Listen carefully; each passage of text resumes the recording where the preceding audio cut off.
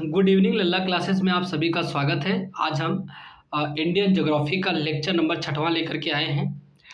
और जिससे पहले कि मैं एक बात जैसे बोलता हूं वैसे ही बोलूँगा कि न पूछो मेरी मंजिल कहाँ है, अभी तो सफ़र का इरादा किया है।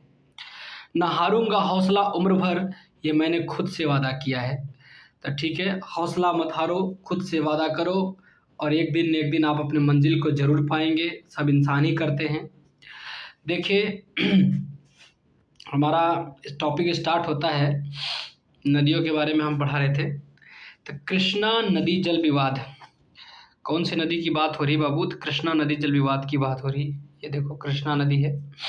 कृष्णा नदी जल विवाद राज्य कितने राज्यों के बीच में है? तो एक आंध्र प्रदेश के बीच में है, एक कर्नाटक, एक महाराष्ट्र के मध्य 1957 से चला आ रहा है ना।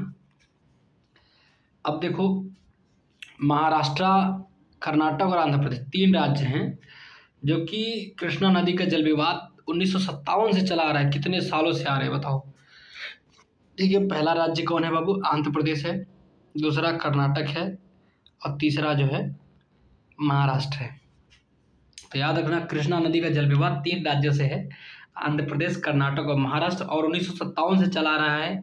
आगे हम देखेंगे ये पूर्वी घाट को लेकर के।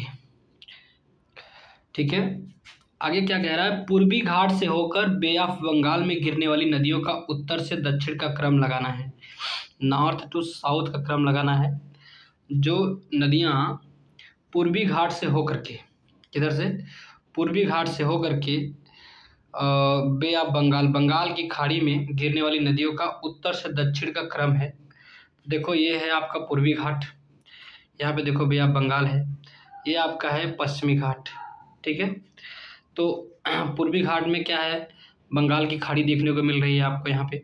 ठीक, और ये पश्चिमी घाट में देखो अरब सागर देखने को मिल रहा है। क्या देखने को मिल रहा है? अरब सागर देखने को मिल रहा है। तो पूर्वी घाट से कह रहा है कि पूर्वी घाट से होकर कौन सी नदियाँ बंगाल की खाड़ी में गिरती है। देखो इधर से होकर के पूरे बंगाल की खाड़ी में यहाँ पे आके गिर रही है, यहाँ पे। ठीक है, तो उत्तर से दक्षिण लगाने की बात आई है। तो गंगा नदी तो पूर्वी घाट से होकर के जा रही है।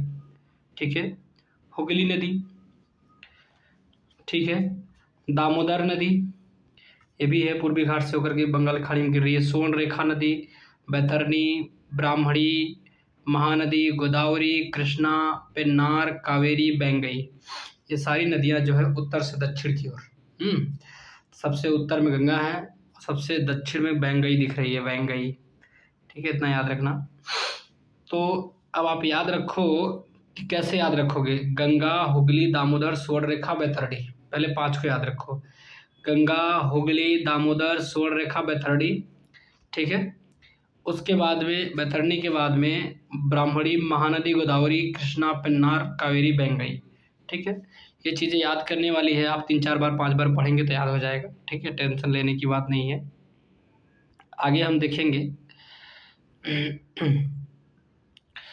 फिर आता है पश्चिमी घाट से होकर अरब सागर में गिरने वाली नदियाँ। देखो पश्चिमी घाट से होकर के अरब सागर में गिरने वाली नदियाँ उत्तर से दक्षिण के बारे में देखो। अब यहाँ पे उत्तर से दक्षिण, तो देखो क्वेश्चन बनते हैं ना, तो इसलिए ऐसी सी बातें आ रही है। तो देखो ये देखो पश्चिमी घाट, इधर से नदियाँ आ रही, इधर से आ रही ना। तो पश्चिमी घाट में जो से होकर के अरब सागर में गिरती है, तो अब याद रखना अरब सागर में कौन कौन सी नदियाँ गिरती है ना। तो देखो नर्मदा, ताप्ती और मांडवी, काली नदी, गंगावेली, पेरियार, ऊपर में लूनी, बनास, साबरमती, माही। ठीक है, तो ये नदियाँ जो है सारी की सारी अरब सागर में आकर के गिरती हैं, पश्चिमी घाट से बहती है। तो लूनी नदी जो है, लूनी नदी उत्तर में सबसे पहले लूनी नदी आएगी और सबसे लास्ट में पेरियार नदी आएगी जो केरला में, पेरियार नदी केरला में बहती है। ठीक है, सब पश्चिमी घाट में आके गिर रही हैं। बनास नदी, तो लूनी के बाद बनास नदी, बनास के बाद साबरमती नदी तीसरे नंबर पे, चौथे नंबर पे माही नदी आ रही है, 5वें नंबर पे नर्मदा नदी आ रही है, 6वें पे ताप्ती, 7वें पे मांडवी, 8वें पे काली नदी और 9वें पे गंगावेली और उसके बाद 10वें पे पेरियार नदी।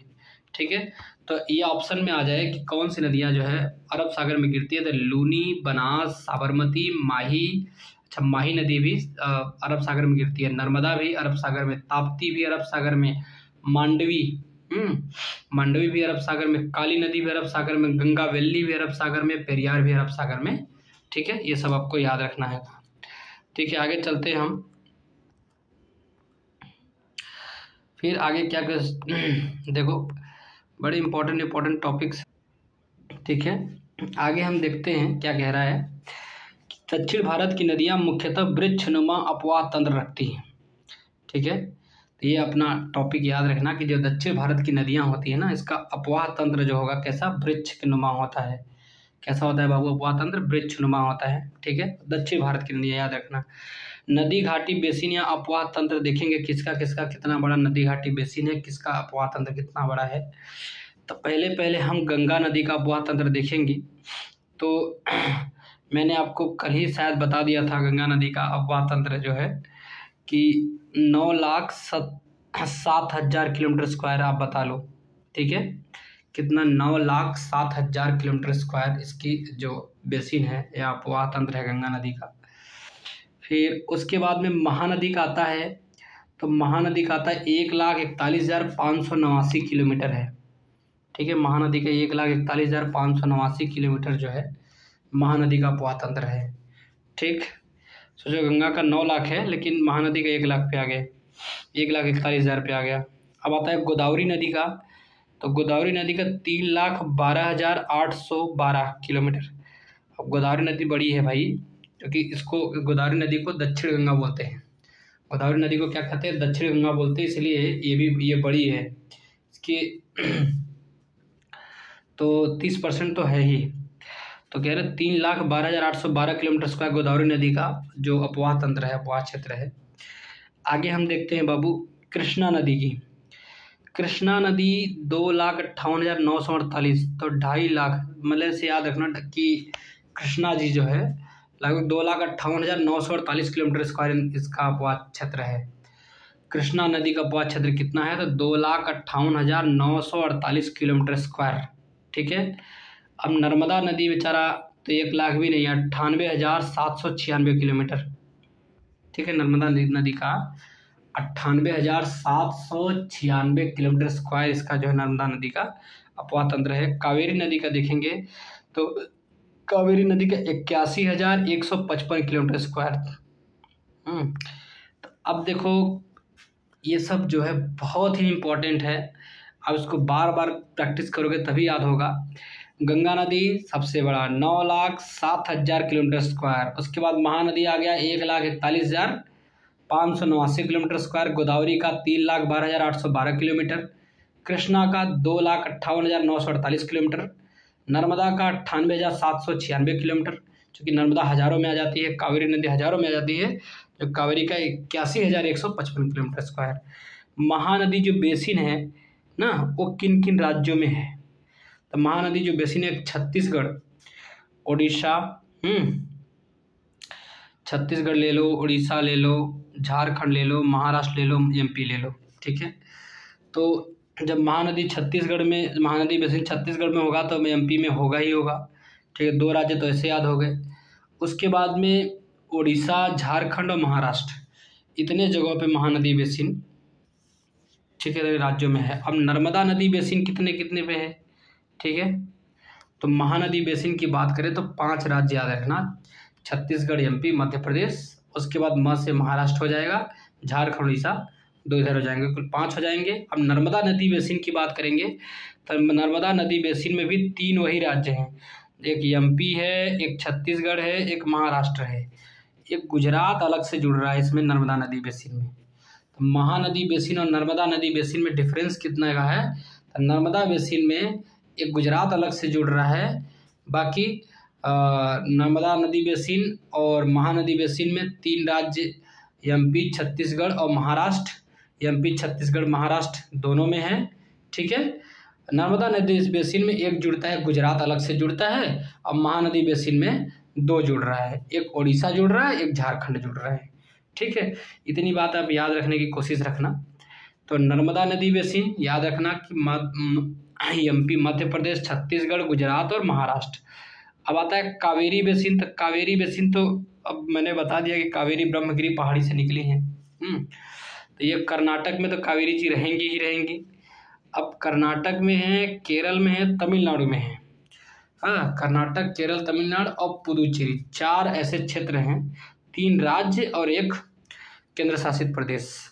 तो कर्नाटक, केरल, तमिलनाडु और 1 पुदुचेरी में है। ठीक है, तो आपको याद रखना कि कावेरी बेसिन 4 जगहों पे है। एक कर्नाटक में है, दूसरा केरल में है, तीसरा तमिलनाडु में है और चौथा पुदुचेरी में। 4 राज्य ऐसे हैं जो कावेरी नदी का बेसिन है। फिर हम आगे देखते हैं क्या कह रहा है। उत्खात भूमि, उत्खात भूमि या चंबल खंड बोलते हैं इसको। क्या बोलते हैं? उत्खात भूमि या चंबल खंड के लिए प्रसिद्ध नदी पूछे कोई तो चंबल नदी है।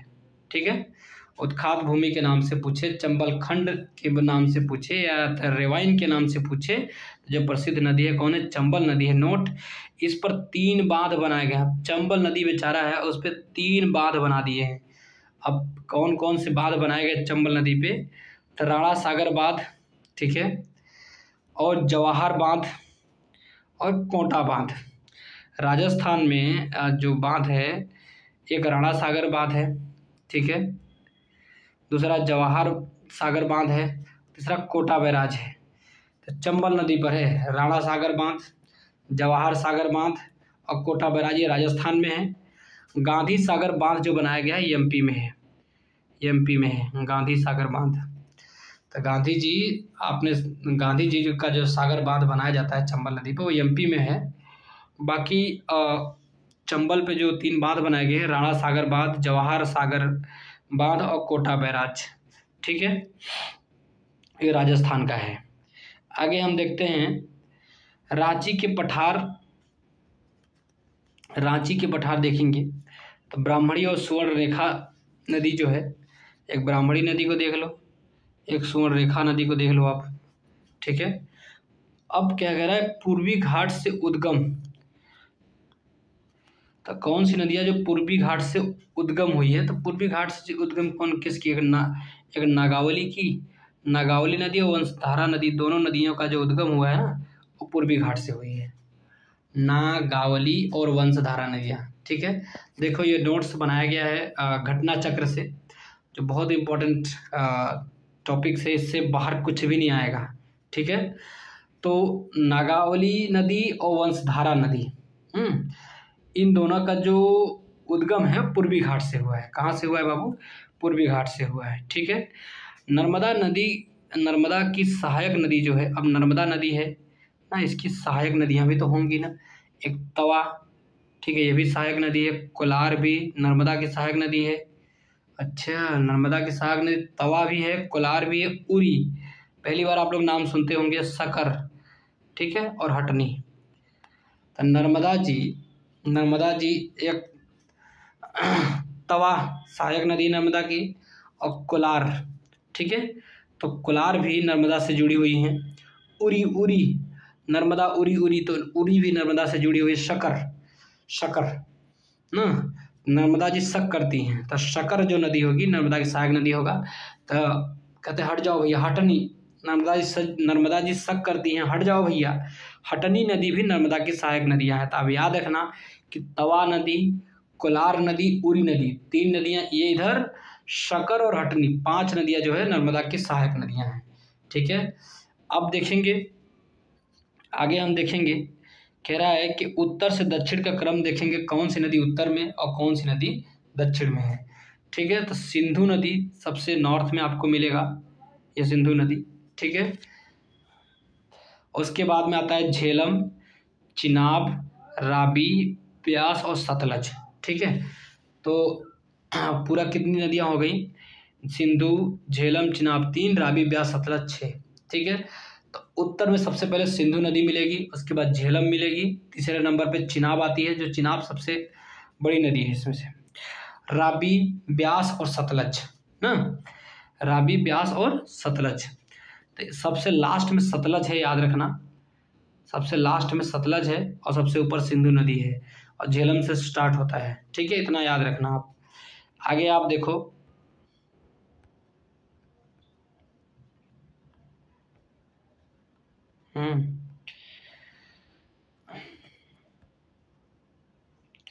देखो आगे क्या कही गई है, रावी एवं झेलम चिनाब नदी में मिलती है।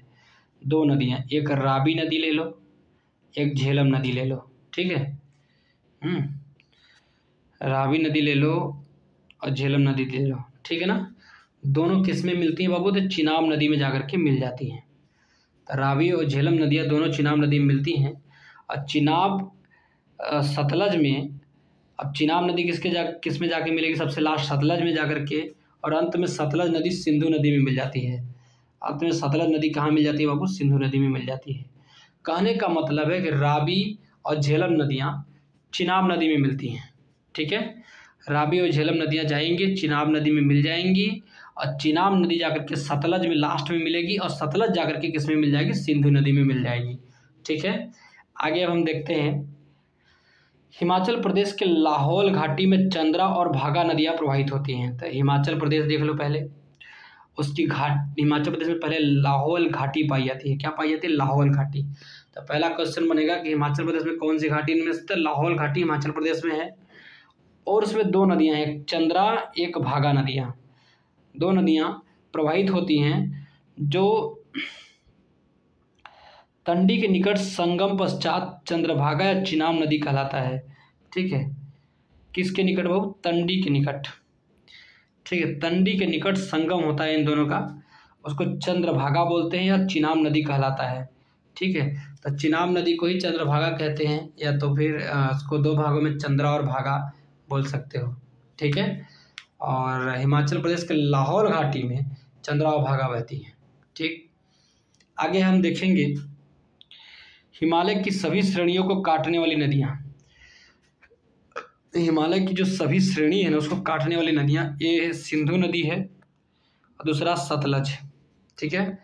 तो ट्रांस हिमालय नदियाँ हैं सब, सिंधु और सतलज जो है ट्रांस हिमालय नदियाँ हैं। कैसी नदियाँ हैं, ट्रांस हिमालय, हिमालय की पार की नदियाँ हैं, ठीक है। तो कहने का मतलब है कि सतलज नदी सिंधु में जाकर के मिल जाती है, इतना याद रखना, ठीक है। सतलज नदी किस में जाकर के मिलती है, सिंधु में जाकर मिलती है। सतलज की सहायक नदियाँ बास्पा, स्पीति और ब्यास है, ठीक है। तो याद रखना कि सतलज नदी की सहायक नदी कौन कौन सी है बाबू, एक बास्पा है, एक स्पीति है और ब्यास। तो याद, ब्यास नदी तो सभी बता देगा इसकी सहायक नदियाँ है। स्पीति एक नाम याद रखना, ये दूसरा बास्पा नाम याद रखना। बास्पा, स्पीति और ब्यास, ये सब क्या है बाबू, सतलज की सहायक नदियाँ हैं। बास्पा, स्पीति और ब्यास क्या है, ये सतलज की सहायक नदियाँ हैं, ठीक है। आगे हम देखते हैं, आगे क्या कह रहा है, हगरी नदी। हगरी नदी तुंगभद्रा की सहायक नदी है। तुंगभद्रा नदी सबसे मेन मानो इसको, इसकी सहायक नदी हगरी है। हगरी नदी तुंगभद्रा की सहायक नदी है, जो पश्चिमी घाट से निकलकर कर्नाटक आंध्र प्रदेश से प्रवाहित होती है। तो हगरी नदी जो है पश्चिमी घाट में निकलेगी। कहाँ निकलेगी बाबू, तो पश्चिमी घाट में निकलेगी हगरी नदी। और ये बेचारी तुंगभद्रा नदी की सहायक नदी है, माने इसकी मेन मालिक हगरी की कौन है, तुंगभद्रा है। तुंगभद्रा की सहायक नदी कौन है, हगरी है। और पश्चिमी घाट से निकलेगी, और पश्चिमी घाट से निकलेगी तो कर्नाटक और आंध्र प्रदेश से प्रवाहित होती है। कहाँ से प्रवाहित होती है बाबू, तो एक कर्नाटक से प्रवाहित होगी और आंध्र प्रदेश से प्रवाहित होगी, ठीक है। ये देखो कर्नाटक है, दूसरा ये देखो आंध्र प्रदेश है, ठीक है। इतना तो क्लियर हो गया। आगे बढ़ते हैं, हिमाचल प्रदेश से प्रवाहित होने वाली नदियाँ, कौन सी नदियाँ हिमाचल प्रदेश से प्रवाहित होती है, तो ब्यास नदी तो प्रवाहित होगी ही, चिनाब तो होगी ही प्रवाहित, रावी, सतलज, और यमुना नदी भी हिमाचल प्रदेश से प्रवाहित हो रही है, ठीक है। यमुना नदी भी हिमाचल प्रदेश से प्रवाहित हो रही है। तो हिमाचल प्रदेश से प्रवाहित होने वाली नदियाँ ब्यास, चिनाब, रावी, सतलज, यमुना, जो ऑप्शन में रहा होगा उसके अनुसार से दिया है, ठीक है। आगे दोआब और नदियाँ। दोआब और नदियाँ, किस नदियों के दोआब को क्या कहा जाता है, वो चीज़ें जानना बहुत ज़रूरी है। ब्यास और सतलज दो नदी, एक ब्यास नदी ले लो, एक सतलज नदी ले लो, दोनों के दोआब को हम बिस्ट बोलते हैं। क्योंकि ब्यास नदी और सतलज बेस्ट होती है, इसलिए बिस्ट दोआब बोला जाता है। तो आपको इस लगे से याद रखना कि ब्यास और सतलज नदियाँ बेस्ट होती हैं, तो इसलिए जो है इसको बिस्ट दोआब बोला जाता है। रावी और ब्यास के मध्य की बात करें तो बारी दोआब कहा जाता है ना। पहले रावी की बारी आएगी, फिर ब्यास की बारी आएगी। तो कहने का मतलब रावी और ब्यास का यदि दोआब पूछो तो उसको बारी दोआब बोलेंगे। क्या बोलेंगे? बारी दोआब बोलेंगे। ठीक है, रावी और ब्यास के बारे में पूछेंगे तो कौन सा दोआब बोला जाएगा बाबू? बारी दोआब बोला जाता है। क्या कहा जाता है? बारी दोआब कहा जाता है। अब रावी और चिनाब, अब जब आदमी चुन चुन के कोई चीज़ लेख लिखता है, रचना करता है, तो चिनाब और रावी का मिल जाए तो चुन चुन के लेख लिखेगा, रचना रचेगा। तो ऐसे याद रखना कि रावी और चिनाब के मध्य कौन सा दोआब होगा बाबू? तो रचना दोआब होगा। कौन सा दोआब होगा? रचना दोआब होगा। किसके किसके बीच में? रावी और चिनाब के बीच में। रावी और चिनाब के बीच में रचना दोआब होता है। ठीक है, आगे हम देखेंगे चाज दोआब। क्या बोलते हैं इसको? चाज दोआब। तो चाज में क्या होगा? चिनाब झेलम। हाँ, अब चाचा क्या करते हैं? चार्ज, जो चार्ज ले लेता है बहुत झेलता है वो। जो भी बंदा किसी चीज़ का चार्ज ले लिया, जैसे हमारे सर हैं, वो स्कूल में प्रिंसिपल है तो चार्ज ले लिए हैं, वो बहुत झेलते हैं, सफ़र करते हैं अकेले, अटेंडेंस भरना, ये करना। तो वैसे ही आप याद रखना कि जब भी जो भी बंदा चार्ज लेगा वो बहुत झेलेगा। तो चिनाब और झेलम के बीच का दोआब कोई पूछेगा तो चार्ज दोआब बोलेंगे। क्या बोलेंगे? चार्ज दोआब। और रावी और चिनाब के बीच में चिनाब वाला रचना, चुन चुन के आदमी रचना करता है। तो याद रखना कि रावी और चिनाब के बीच यदि कोई दोआब पूछे तो रचना दोआब बोला जाता है। और रावी और ब्यास की बात करें तो पहले रावी की बारी आएगी, फिर ब्यास की बारी आएगी, तो बारी दोआब बोलेंगे। रावी और ब्यास, जैसे ही रावी और ब्यास का दोआब आ जाए तो उसको बारी दोआब बोलेंगे। और रावी और सतलज की बात, ब्यास और सतलज की बात आ जाए, क्या ब्यास और सतलज किया जाए तो बिष्ट दोआब बोलेंगे। क्या बोलेंगे? बिष्ट दोआब बोलेंगे। आशा करता हूँ कि आप लोग को समझ में आया होगा और एंजॉय करते होंगे आप। आगे हम देखते हैं दामोदर, ठीक है, कोयल नदी, ठीक है, सुवर्णरेखा नदियाँ छोटा नागपुर पठार से निकलती हैं। तो भाई साहब ये कहाँ से निकलेंगी? और कोई रास्ता है नहीं दामोदर नदी को, तो छोटा नागपुर के पठार से निकल रही है। कोयल नदियाँ भी यहाँ भी छोटा नागपुर के पठार से निकलेगी, तभी तो कोयला वहाँ मिलेंगे। सुवर्णरेखा भी, ठीक है, ये यहाँ पे भी जो है छोटा नागपुर पठार से निकलेगी। झारखंड, छोटा नागपुर पठार कहाँ है बाबू? झारखंड में। सुवर्णरेखा नदी, हुंडरू जलप्रपात, इस पे हुंडरू जलप्रपात है सुवर्णरेखा नदी पे, बता दिया, याद आ गया तो। ठीक है, आगे हम देखेंगे तो कोई पूछे कि दामोदर, कोयल और सुवर्णरेखा नदी कहाँ से निकलती है? तो छोटा नागपुर के पठार से, झारखंड से निकलती हैं। दामोदर हुगली नदी में मिल जाती है। दामोदर नदी जो है हुगली नदी में जाकर के मिल जाती है, पश्चिम बंगाल में।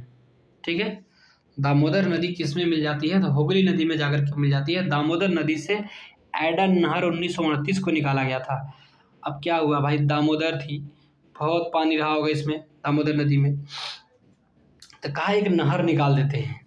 तो 1938 में निकाला, एक नहर निकाल दिया। दामोदर नदी से एडन नहर निकलती है कब? 1938 में, 1938 में। ठीक है, तो अब ये भी मालूम है कि दामोदर नदी हुगली से मिल गई है, तो पानी की तो कमी है नहीं। ठीक है, इतनी बात याद रखना। और दामोदर नदी निकली कहाँ से? छोटा नागपुर के पठार, झारखंड से निकली है। आगे हम आगे बढ़ते हैं।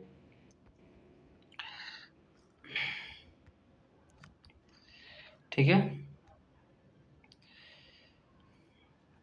आगे देखो, दामोदर की सहायक नदियाँ जो है, एक बराकर नदी है, बराबर दामोदर के साथ बहती है। अब बराबर बहेगी तो जमुनिया खाती हुई बहती है, बारीकी से बहती है, बड़ी बारीकी से बहती है। तो कहने का मतलब ये है कि याद रखना कि दामोदर की सहायक नदियाँ बड़ा बराबर बह रही है, बराकर बह रही है। और जमुनिया खाते हुए, मतलब कि बराकर जमुनिया, और बारीकी से आदमी जामुन खा रहा है कि मुंह में जो है दाग न लगने पाए कपड़े पे। तो कहने का मतलब है कि दामोदर की 3 सहायक नदियाँ, अब उनको याद रखना कि बराकर नदी, ठीक है, जमुनिया नदी और बारकी नदी, 3, बराकर, जमुनिया और बारकी, इतना याद रखना। दामोदर विभ्रंश घाटी रिफ्ट वैली में बहती है। तो कोई पूछे कि दामोदर कहाँ बहती है बाबू? तो रिफ्ट वैली में बहती है, भ्रंश घाटी में बहती है।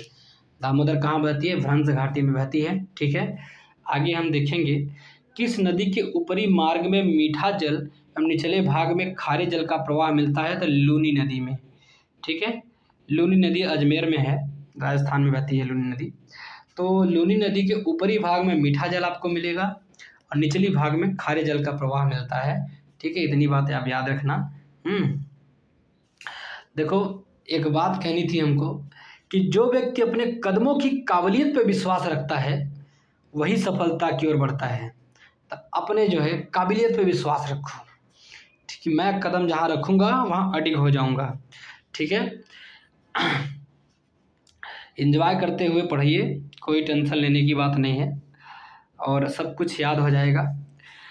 उद्गम देखेंगे अजमेर में अरावली श्रृंखला में स्थित, अजमेर में देखेंगे तो अरावली श्रृंखला है, ठीक है, में स्थित नागा पहाड़ी से कच्छ के रण में विलीन हो जाती है दलदली भूमि में।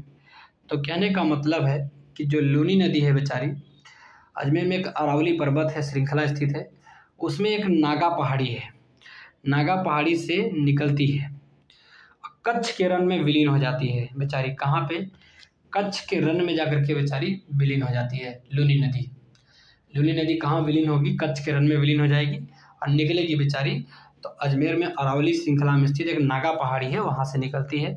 कच्छ का रण जो है दलदल भूमि है। कैसी भूमि है बाबू? दलदली भूमि है। आगे हम देखेंगे, ठीक है। आगे क्या कह रहा है कि त्रिवेणी नहर में पानी गंडक नदी से आता है। अब सोचो, एक है गंडक नदी, मैंने बताया था नेपाल से निकली है, ठीक है। तो त्रिवेणी नहर बना, इसमें से अब पूछे तो त्रिवेणी नहर में पानी कहाँ से आएगा? गंडक नदी से आएगा। यह पश्चिमी चंपारण जिले बिहार में स्थित है। कहाँ स्थित है बाबू? त्रिवेणी नहर पश्चिमी चंपारण जिले बिहार में। तो बिहार का एक चंपारण जिला है जो पश्चिम की ओर है बिहार में, तो वहीं पर त्रिवेणी नहर है। और त्रिवेणी नहर में जो पानी आता है और गंडक नदी से आता है, ठीक है। कहाँ से आता है बाबू? गंडक नदी से आता है। उत्तर से दक्षिण में क्रम में देखेंगे कौन सी नदियाँ उत्तर से दक्षिण की ओर बहती जाने वाली नदियाँ हैं। तो श्योक नदी, तो आदमी सबसे पहले शोक मनाता है, फिर शोक मनाने के लिए क्या करता है? जाना पड़ता है ना, जाना पड़ता है तो जास्कर हो जाएगा। श्योक, जास्कर, स्पीति और सतलज ना, जा करके आदमी पानी पिएगा, हाँ, फिर अपने को समतल करेगा, शांत करेगा। तो कहने का मतलब है, आप याद रखना कि श्योक, जास्कर, स्पीति, सतलज 4 नदियां हैं इसमें। चारों में उत्तर से दक्षिण सबसे पहले श्योक, आदमी शोक मनाने के लिए जाएगा, जास्कर के बाद में क्या करेगा? स्पीति, पानी पिएगा, पानी पिए के बाद आदमी स्वस्थाएगा या तो समतल होगा, तो इसे याद रखना सतलज नदी। तो श्योक, जास्कर, स्पीति, सतलज उत्तर से दक्षिण की ओर नदियां हैं, सब याद रखना जो नदियां उत्तर से दक्षिण की ओर बह रही हैं। तो पहले श्योक, फिर जास्कर, स्पीति और सतलज, ठीक है। आगे हम देखेंगे राजघाट नदी परियोजना। अब राजघाट नदी परियोजना ये यूपी में ले लो और एमपी की संयुक्त परियोजना है जो बेतवा नदी पर है ना। तो यूपी का और एमपी का एक संयुक्त परियोजना है, मतलब दोनों जुड़ी हुई हैं, यूपी से भी जुड़ी है, एमपी से भी जुड़ी है। संयुक्त परियोजना राजघाट नदी पर, राजघाट नदी घाटी परियोजना, और ये कहाँ पे? बेतवा नदी पर है। तो बेतवा नदी कहते हैं कि जो बेतवा नदी है, कहते हैं कि राजघाट, मेरा बेटा राजा है। क्या कहते हैं? मेरा बेटा राजा है। तो राजघाट नदी घाटी परियोजना कहाँ पे मिलेगा? बेतवा नदी पे मिलेगा, याद रखना। 2 राज्यों की संयुक्त परियोजना है, किसकी बाबू? यूपी की और एमपी की, ठीक है। आगे जो है सतलज नदी का उद्गम स्थल राकसताल झील है। सतलज नदी का उद्गम स्थल कहाँ पे है? राकसताल झील। सतलज नदी जो है राकसताल झील से निकली है, जो शिवकिला हिमाचल प्रदेश से भारत में प्रवेश करती है। कहाँ से? शिवकिला हिमाचल प्रदेश से होते हुए ये भारत में प्रवेश कर रही है। कहने का मतलब है सतलज नदी जो है कहाँ से निकली है? राकसताल से। अब सोचो, अब याद है ऐसे रखने के लिए आप ऐसे याद रख सकते हो कि राक्षस रहता था उसमें, राक्षस ताल ना, तो सतलज नदी वहाँ से निकली है और तब भारत में आकर के शिवकिला से होते हुए भारत में आकर के प्रवेश करती है, ठीक है। आगे संकोश नदी किसकी सीमा बनाती है? तो संकोश नदी असम और पश्चिम बंगाल की सीमा बनाती है, ठीक है। तो ये तो याद रहेगा, बहुत ईजी है कि असम और पश्चिम बंगाल ये सब पूरब में, भारत के पूरब में पड़ता है। तो संकोश नदी किसकी सीमा बनाती है? तो असम और पश्चिम बंगाल की, ठीक है। किशन गंगा झेलम की सहायक नदियाँ हैं। तो हमारा एक दोस्त है किशन ना, वो बहुत झेल रहा है बेचारा। तो किशन गंगा किसकी सहायक नदियाँ हैं? झेलम की सहायक नदियाँ हैं। जहाँ भी किशन होगा वो झेलेगा ही झेलेगा। तो किशन गंगा किसकी सहायक नदियाँ हैं? वो झेलम की सहायक नदियाँ हैं। मुंबई की मीठी नदी बिहार झील से उद्गमित होती है। अब सोचो कितनी अच्छी बात है। मुंबई की मीठी नदी, मुंबई में एक मीठी नदी है, वहाँ पे एक बिहार झील है, बिहार झील, बिहार राज्य नहीं, ध्यान देना, बिहार झील है। बिहार झील से उद्गमित होती है मुंबई की मीठी नदी। ठीक है, मुंबई की मीठी नदी कहाँ से उद्गमित होती है? तो बिहार झील से होती है। आगे हम देखेंगे क्या कह रहा है कि दक्षिण भारत की गंडीकोटा घाटी कैनियन किस नदी से निर्मित होती है? पेन्नार नदी से। दक्षिण भारत में एक है कैनियन, कैनियन का मतलब कि बहुत गहरा होना। ठीक है, गार्ज से भी जब गहरा होता है तो उसको क्या बोलते हैं? कैनियन बोलते हैं। इसको गंडी घाटी, देखो गंडीकोटा घाटी, गंडीकोटा घाटी दक्षिण भारत की जो कैनियन है वो पेन्नार नदी से निर्मित है। कहाँ से निर्मित है बाबू? पेन्नार नदी से। आगे क्या कह रहा है कि आंध्र प्रदेश में स्थित गंडीकोटा को भारत का ग्रैंड कैनियन कहा जाता है। तो ठीक है, भारत का ग्रैंड कैनियन कहा जाता है किसको? गंडीकोटा को कहा जाता है, आंध्र प्रदेश में स्थित है। और किस नदी से निर्मित हुआ है गंडीकोटा घाटी? पेन्नार नदी से निर्मित हुआ है। ठीक है, किस नदी से निर्मित हुआ है बाबू? तो ये देखो पेन्नार नदी से गंडीकोटा घाटी निर्मित हुआ है। आगे आता है लेह में अवस्थित है सिंधु के दाएं तट पर ना।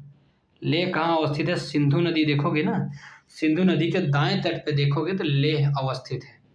तो लेह अवस्थित है कहाँ पे? सिंधु नदी के दाएं तट पे स्थित है। गोरखपुर में राप्ती नदी बहती है, जो कि बहुत इंपॉर्टेंट, राप्ती नदी पूछा जाता है क्वेश्चन। नर्मदा में नर्मदा किस शहर में बहती है? तो जबलपुर। सूरत में ताप्ती नदी बहती है। ताप्ती नदी कहाँ बहेगी? सूरत में। और सतलज नदी लुधियाना में बहती है। और चंबल नदी कोटा शहर है, वहाँ पे चंबल नदी बहती है, चंबल कोटा। आता है कि कुआं खाई नदी भुवनेश्वर में बहती है। कुआं खाई नदी भुवनेश्वर उड़ीसा में बहेगी। कहाँ पे बहेगी? भुवनेश्वर में बहती है कुआं खाई नदी। मूसी नदी तो हैदराबाद में बहती है। और गोदावरी जो है नासिक में बहती है गोदावरी नदी। साबरमती अहमदाबाद में बहती है। तो सारे लोगों को तो लगभग सारी मालूम होंगी। एक याद रखना कि कुआं खाई नदी क्या कहते हैं? कुआं खाई नदी भुवनेश्वर में बहती है। फिर उसके बाद में लुधियाना में सतलज नदी बहती है। राप्ती नदी का याद रखना, राप्ती ना। जब कोई आदमी गोरा होता है ना तो उसको रापटा मारोगे तो लाल हो जाता है। तो याद रखना कि राप्ती नदी गोरखपुर में है। ठीक है, राप्ती नदी कहाँ पे है? गोरखपुर में है। और बाकी तो सूरत में ताप्ती नदी है, सभी जानते हैं। ठीक है, आगे चलते हैं हम। महानदी कटक, ठीक है, ये उड़ीसा में। क्षिप्रा नदी उज्जैन, ठीक है। अब गोमती नदी है लखनऊ में बहती है। गोमती नदी कहाँ बहती है? लखनऊ में। ताप्ती नदी की बात करें, ताप्ती, तो मैंने अभी बताया था कि ताप्ती नदी जो बहती है वो सूरत में, तो एक बैतूल जिला होगा सूरत में, तो वहाँ पे बहती है।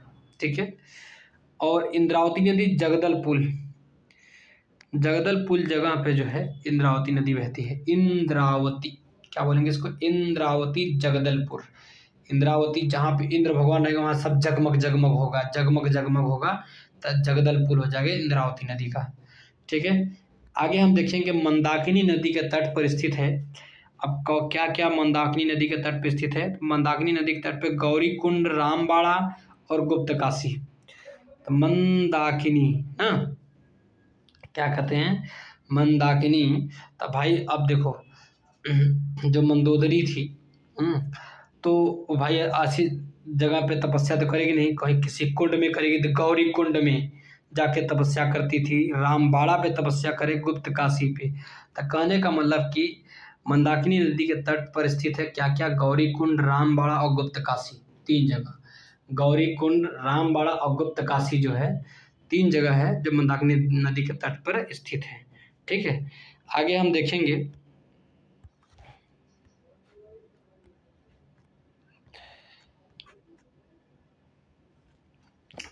हम देखेंगे पंढरपुर कहाँ पे पड़ता है बाबू? महाराष्ट्र में। पंढरपुर कहाँ पड़ता है? महाराष्ट्र में। ये चंद्रभागा जो है, चंद्रभागा भीमा जिसको बोलते हैं नदी बहती है। ठीक है, तिरुचिरापल्ली में कावेरी नदी बहती है। कावेरी नदी मैंने बताया था कर्नाटक के ब्रह्मगिरी पहाड़ी से निकली है। तिरुचिरापल्ली में बहती है कावेरी नदी। और तुंगभद्रा नदी हम्पी, कहाँ पे? हम्पी। तुंगभद्रा नदी हम्पी में बहती है, हम्पी में। और इसकी सहायक नदियाँ मैंने बताया था हगरी। तुंगभद्रा की सहायक नदियाँ क्या थी? हगरी थी। पहलगाम कश्मीर में नदी के किनारे स्थित है लिद्दर नदी, लिद्दर। तो पहलगाम कश्मीर में कौन सा नदी स्थित है? तो लिद्दर नदी स्थित है, लिद्दर। लिद्दर नदी झेलम नदी की सहायक नदी है। अब भाई लिद्दर गिद्दड़ ये सब आदमी जो रहेगा झेलेगा तो है ही, और झेलम की सहायक नदी किशनगंगा भी है। ठीक है, तो लिद्दर नदी किसकी सहायक नदियां हैं? झेलम की। चूंकि लिद्दर गिद्दर आदमी जो भी रहेगा झेलम झेलेगा तो है ही, तो लिद्दर की सहायक नदियां कौन कौन सी? झेलम की सहायक नदियां कौन है? लिद्दर और किशनगंगा भी बोल सकते हो। ठीक है, आगे हम देखेंगे। अब आज हम यही क्लास को एंड करते हैं। देखिए, लाइक करिए, सब्सक्राइब करिए, कमेंट करिए और एक दूसरे पे शेयर करिए, जिससे हमारा और हौसला बुलंद होगा और हम आपके लिए इतनी अच्छी अच्छी क्लासेस ला रहे हैं। ठीक है, best of luck, thank you. आप अपना ख्याल रखो, स्वस्थ रहो, मस्त रहो।